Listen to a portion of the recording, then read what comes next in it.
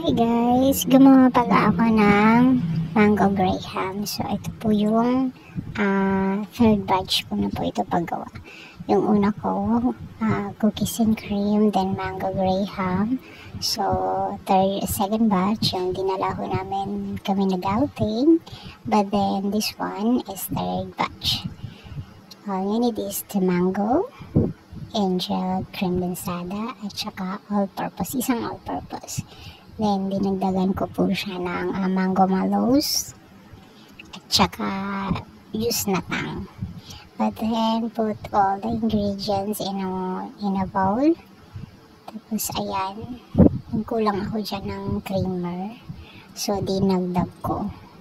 So, bali, konti na lang pala yung isa. So, ayan. Struggle ako dyan.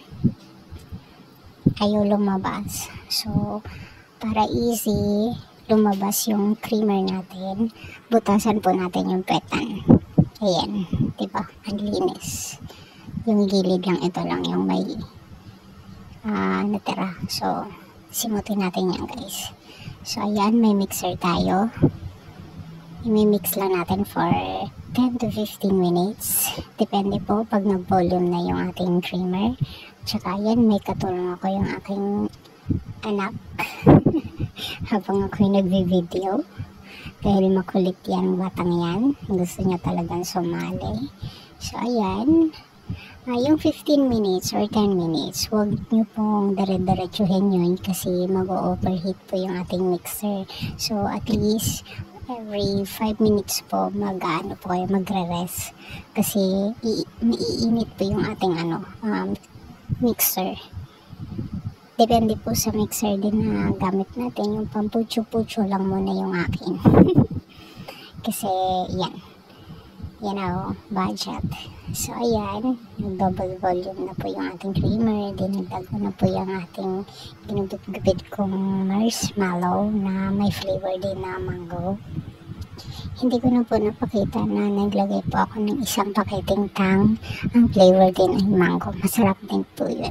Then, itong ating shredded mango, huwag po natin ubusin. Kalahati lang din. Kasi mamaya ipapantapon po natin yan. And ayan.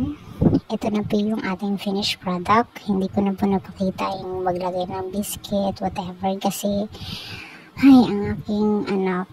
So, ayan, ito na po. Nakabili pala ako ng plastic sa Lazada.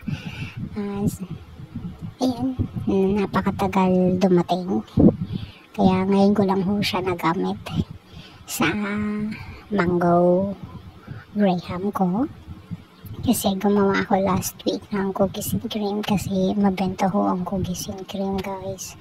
So ito, tinikman ko po yan. Ang sarap. Natatakam na ako dyan. Ang sarap niya guys. So ayan.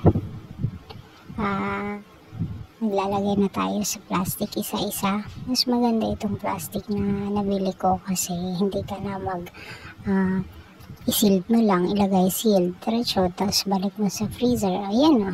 Diba? Easy lang. Ayan na.